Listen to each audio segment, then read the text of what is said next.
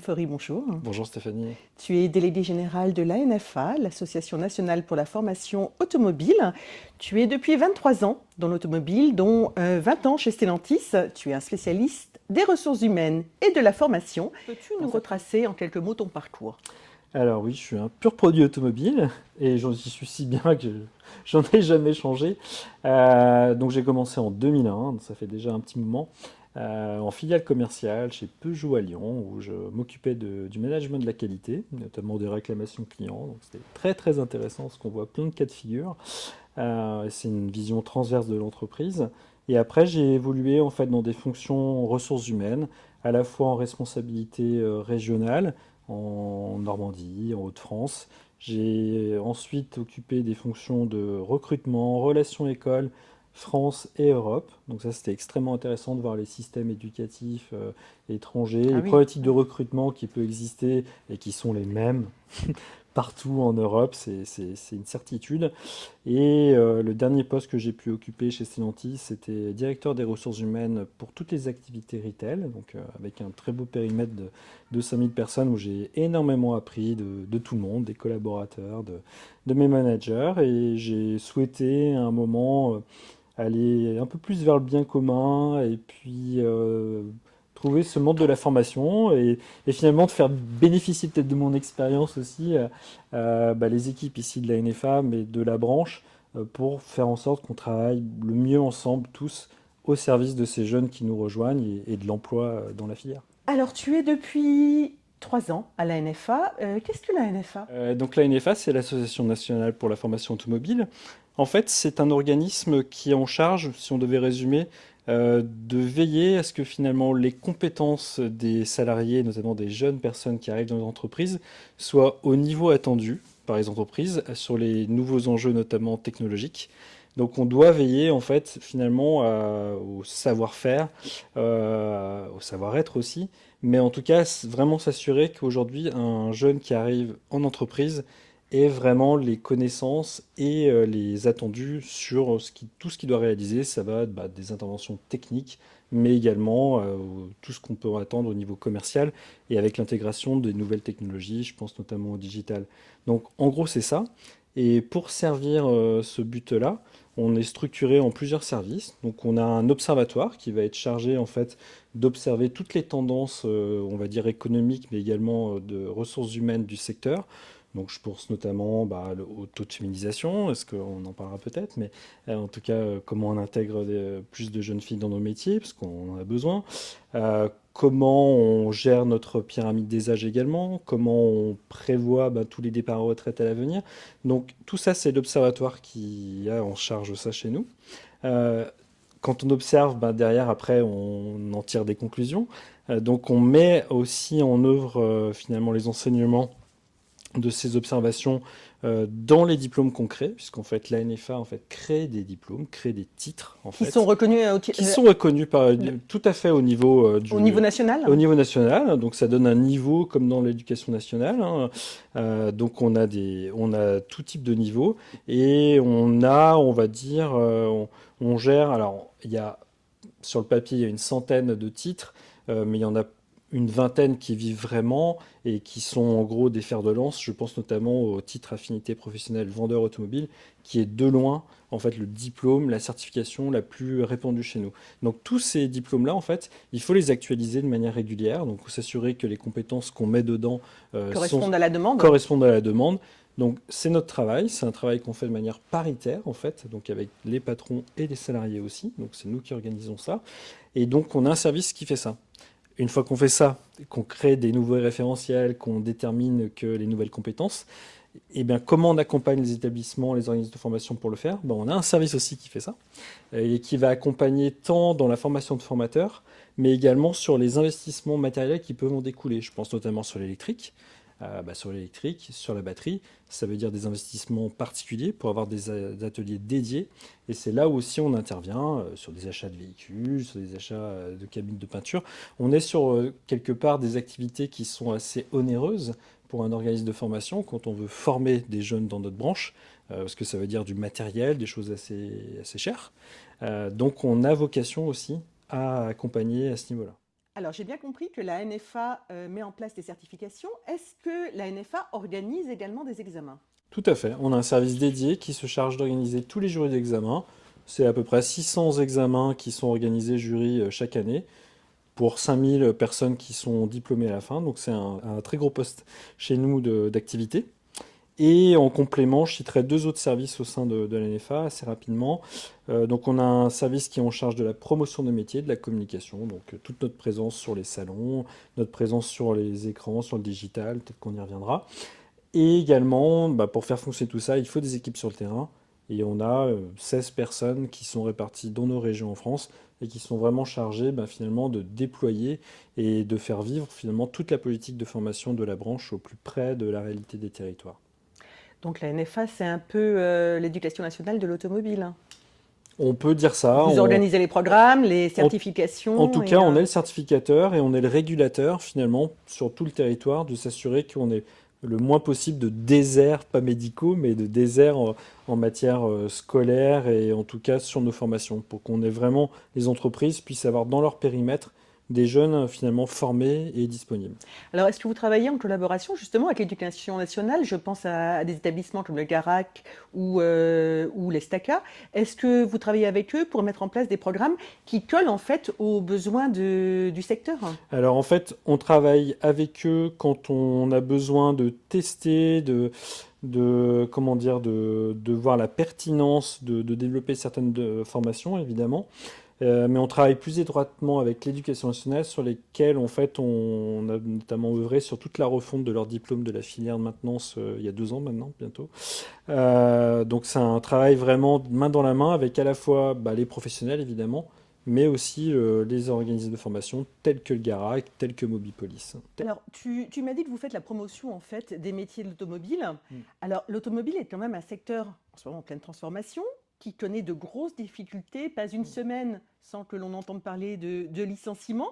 Mais c'est pourtant, et ça on le sait moins, un secteur qui recrute, c'est un peu paradoxal quand même. Comment tu l'expliques? Alors, c'est une très bonne remarque.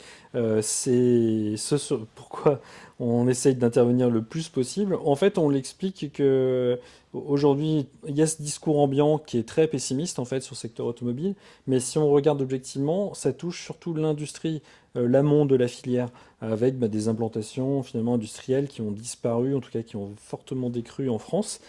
Quand dans le même temps, avec un âge moyen finalement des véhicules, un parc voilà, qui est proche des 12 ans d'âge, et ben on a des activités après-vente qui se multiplient, donc un besoin d'entretien qui est vraiment beaucoup plus fort qu'avant, et donc du coup une demande très très forte au niveau des concessions. J'en veux pour preuve le délai parfois qu'il faut avoir pour avoir un rendez-vous. Voilà, on est vraiment sur des activités où on a de la pénurie. Alors, quelles sont les activités les plus tendues des mécaniciens, là, j'imagine, Donc, vu l'âge du parc si on automobile? devait citer un top 3 des métiers les plus demandés et où c'est le plus tendu, on va retrouver les mécaniciens, effectivement, les techniciens experts, donc tous ceux qui sont vraiment sur l'expertise de diagnostic, et la carrosserie peintre. Alors, les véhicules électriques nécessitent moins d'entretien. Est-ce que former des jeunes à être mécaniciens avec l'électrification du parc, est-ce que c'est pas les condamner au chômage par la suite?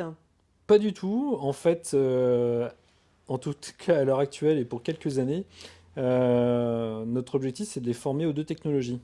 Euh, Avec l'âge moyen du parc de 12 ans, les perspectives qu'on peut avoir, que même ça continue un petit peu à augmenter cet âge-là, on se situe vraisemblablement plutôt vers un horizon 2050 où on n'aurait plus de véhicules thermiques dans le parc. Donc ça veut dire que d'ici là, il faut être capable de travailler sur le thermique et l'électrique. Donc finalement, des jeunes qui intègrent aujourd'hui nos formations, ils vont avoir finalement cette double compétence-là. Donc non, au contraire, c'est même de l'intérêt supplémentaire, ils vont pouvoir bosser sur deux technologies. On dit souvent que les jeunes aujourd'hui, tout au long de leur carrière, vont devoir changer plusieurs fois de métier. Ça va être le cas aussi dans l'automobile. En tout cas, ça va évoluer beaucoup plus vite. Donc j'imagine beaucoup de formation continue. Exactement. En fait, on va essayer d'avoir un socle, une formation initiale la plus robuste possible, mais ça veut dire beaucoup plus de formation continue pour s'assurer que les acquis, en tout cas les nouvelles connaissances, soient bien prises en compte. Quels sont les métiers qui sont appelés à disparaître? Alors moi, je dirais pas qu'il y a des métiers qui vont disparaître, mais évoluer plutôt. On va avoir forcément du côté du technicien qu'on citait, technicien expert, eh ben, une prédominance de plus en plus importante de la partie logicielle en fait, hein. On a quand même des véhicules qui sont de plus en plus des ordinateurs incroyables avec beaucoup de lignes de code. Donc ça va être un métier qui va beaucoup se transformer, mais qui disparaîtra pas, il va être de plus en plus essentiel. J'aime à le rappeler, mais on est quand même des métiers sur des métiers du geste, en fait, les métiers de la prévente. Euh, donc, c'est quelque part, ce sont des métiers un peu moins aussi exposés aux évolutions de l'IA, même si on a des petites choses qui arrivent sur la carrosserie. Euh, ce geste est quelque chose qui nous caractérise, donc il n'y a pas tant de menaces que ça. Nous, on est quand même sur un niveau d'emploi prévu au niveau des jeunes. On a quand même 73 000 jeunes qui sont en formation, euh, qui, pour les 10 ans à venir, suit une tendance très soutenue en termes d'embauche. On sait qu'après, la pyramide des âges va baisser le niveau d'emploi et on ajustera certainement un peu à la baisse le niveau de jeunes en formation. Mais aujourd'hui, on ne voit pas de menace sur l'emploi. Au contraire, c'est une opportunité de transformation et d'enrichissement pour les jeunes qui arrivent. Et quels sont, à contrario, les emplois qui sont en plein essor? Est-ce que, par exemple, je pense au recyclage, parce que j'ai reçu dans l'épisode précédent de Trajectoire Florence Bayeul, est-ce que le recyclage, ça va être en plein essor et y en a-t-il d'autres? Alors, on n'en parle pas assez. Alors, je citais technicien expert, on en aura de plus en plus besoin. Et ça, c'est une certitude avec des interventions d'entretien type vidange qui vont de plus en plus décroître. Donc ça, c'est sûr que ça va se faire à leur profit. Et c'est bien de le souligner. En fait, on a vraiment tout ce pan de l'économie circulaire qui va de plus en plus monter en force. On voit, il y a des obligations d'utilisation de pièces de réemploi, notamment de certaines réparations. Donc on voit bien que tout ce qu'on va pouvoir récupérer sur les véhicules de plus en plus ben, sera recommercialisé ou arrivera finalement dans les ateliers au moment de la réparation. Donc tout ce métier du recyclage qui se professionnalise de plus en plus, on assiste vraiment à des groupes d'ailleurs qui deviennent de plus en plus gros, vont être capables de traiter finalement toute cette chaîne de valeur alors qui n'est pas nouvelle, hein, les casses c'est assez ancien, mais en tout cas c'est un métier qui commence à prendre de l'essor et surtout qui commence à être regardé un peu différemment. Voilà, ça se raccorde avec cette quête un petit peu de sens, ou en tout cas de ne pas gaspiller aussi des choses qui font écho chez les jeunes aujourd'hui. Je lisais dans un article que près de la moitié des emplois du secteur automobile dans 10 ans n'existent pas encore aujourd'hui. C'est exact. Je ne sais pas, je ne sais pas qui est l'auteur de cette étude-là. C'est globalement vrai pour tous les secteurs d'activité. On est dans des écosystèmes Qui qui évolue vont tellement vite. très très vite. Bah oui, oui. Donc voilà.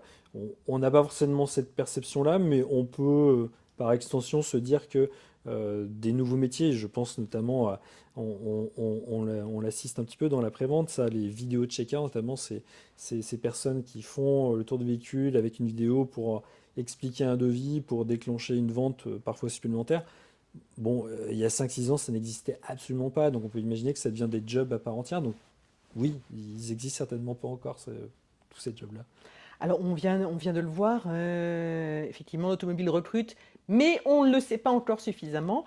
Pour faire savoir que les services de l'automobile recrutent, la NFA a créé une plateforme d'offres d'emploi unique pour les entreprises et les demandeurs d'emploi qui s'appelle Job to Move.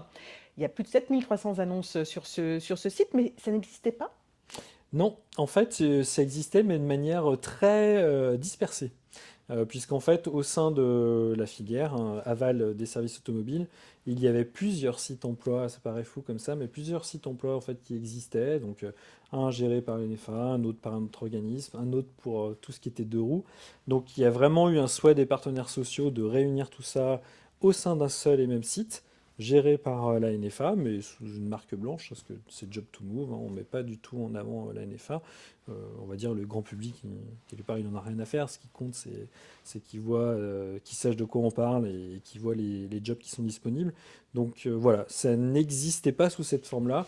Et on a essayé de faire en sorte que ça soit le plus connecté aussi à tous les job boards qui existent déjà, des groupes qui peuvent déjà publier des annonces, en leur offrant la possibilité d'automatiser finalement la publication des annonces sur ce site-là qui rassemble vraiment finalement toutes les offres d'emploi de la profession et qu'on essaye de plus pousser sur les réseaux pour qu'il apparaisse vraiment en top list sur Google, par exemple.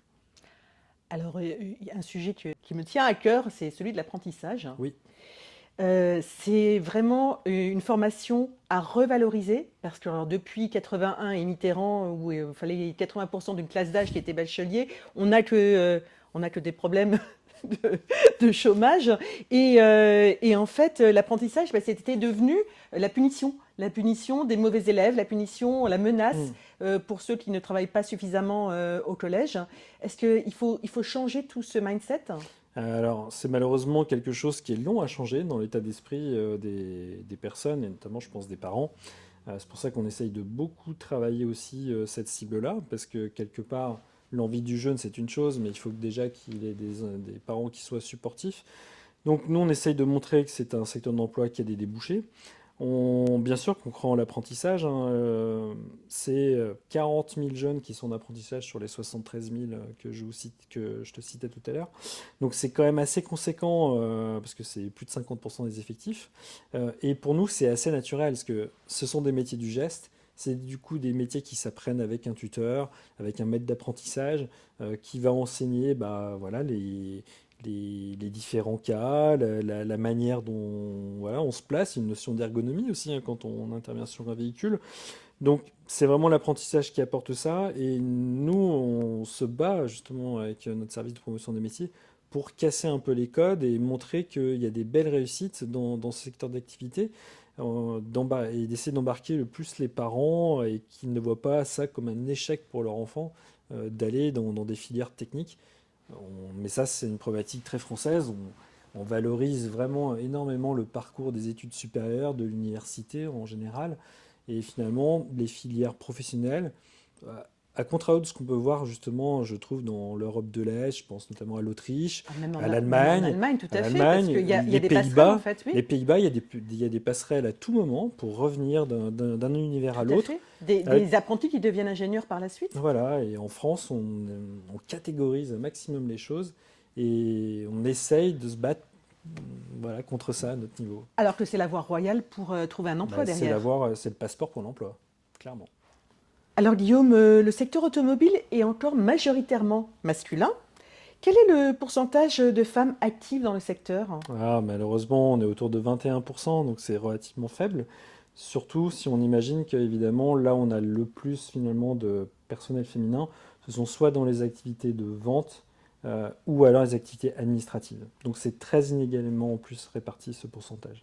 Et en formation, le pourcentage de jeunes femmes? Eh bien, on est sur un pourcentage relativement faible, puisqu'on est de l'ordre de 5%. Ah oui. Et est-ce que tu as observé une évolution au cours des années? Alors ça, c'est une satisfaction. On est sur une augmentation du nombre de jeunes femmes, puisqu'on est autour de 5000 jeunes filles aujourd'hui dans les effectifs en formation. Et on a surtout vu une augmentation sur les métiers de la carrosserie et les activités aussi de mécanique moto, donc de roues. Ah oui. Donc de manière assez surprenante. Et on est sur une évolution quand même 2 années de suite de plus 20% en termes d'effectifs féminins. Donc pour nous, c'est un signal qu'on observe quand même avec beaucoup d'attention, en se disant que peut-être, on l'espère, c'est aussi bah, toutes ces actions de communication qu'on a pu faire. Je pense le Garac fait Avec le le Girls Girls' Day, Day, oui. exactement. Du coup, il y a beaucoup d'autres établissements qui sont mis à faire ça aussi également. Donc c'est vertueux parce que du coup, d'autres le font. Et je pense que ça a un impact. Et sans compter quand même des figures féminines très présentes sur l'influence, sur les réseaux sociaux, qui permettent quand même pas mal d'identification. Et voilà, c'est quelque chose à pas occulter. Alors, les métiers ne sont plus aussi physiques qu'autrefois. Je pense notamment aux métiers manuels, mécaniciens, carrossiers. Alors, qu'est-ce qui freine les jeunes femmes? Moi, je dirais, c'est quelque C'est chose. culturel? C'est culturel, c'est compliqué. En fait, je pense surtout qu'on manque encore relativement de figures féminines. On C'est-à-dire manque de rôle modèle, en on fait. manque de modèles, exactement. On en a petit à petit. C'est pour ça que je citais l'influence. Je pense que ça donne quelque part des modèles. Ça montre des jeunes filles qui ont réussi, qui adorent leur métier de carrossière, par exemple. Bon, bah, ça donne des idées, ça montre que c'est possible. En fait, aujourd'hui, on ne montre pas assez que c'est possible pour les jeunes femmes. Et puis, on a quand même aussi un autre quand même, angle sur lequel travailler, mais ça, c'est plus du côté des entreprises. Euh, Bah, si on a du personnel féminin, ça veut dire aussi adapter son entreprise et ça veut dire aussi quand même avoir je Bah, des pense, tout bêtement vestiaires des ou... vestiaires. Bah oui, non mais tout à fait. Voilà. Et aujourd'hui, on a quand même malheureusement encore trop des lieux de travail où bah, il n'y a pas le vestiaire qui va bien et bah, c'est pas très engageant, quoi, hein. Donc il y a des conditions aussi minimum à créer avec un environnement de travail plus adapté. Alors, tu parlais de rôle modèle pour les jeunes femmes, mais est-ce qu'il ne faudrait pas aussi parler aux parents et aux enseignants qui ont cette image de l'automobile qui est quelque chose pour les garçons en fait? Bah, complètement. Alors, le mot est à la mode, mais on essaye de déconstruire un peu tous ces clichés-là. On a une présence qui est assez forte dans les collèges, parce que c'est là que tout ça se passe, hein. Donc, on a une présence de nos responsables territoriaux qui interviennent beaucoup dans les collèges pour justement battre en brèche bah, toutes ces idées reçues hein, sur l'emploi au féminin au sein des secteurs du service automobile. Euh, donc, on s'attaque à ça voilà, par nos responsables territoriaux, mais on a également quand même beaucoup d'actions sur les réseaux sociaux pour mettre en avant bah, le plus possible des parcours, des jeunes filles qui ont réussi, pour bah, petit à petit ben, montrer que oui, on peut y aller, quoi, c'est safe.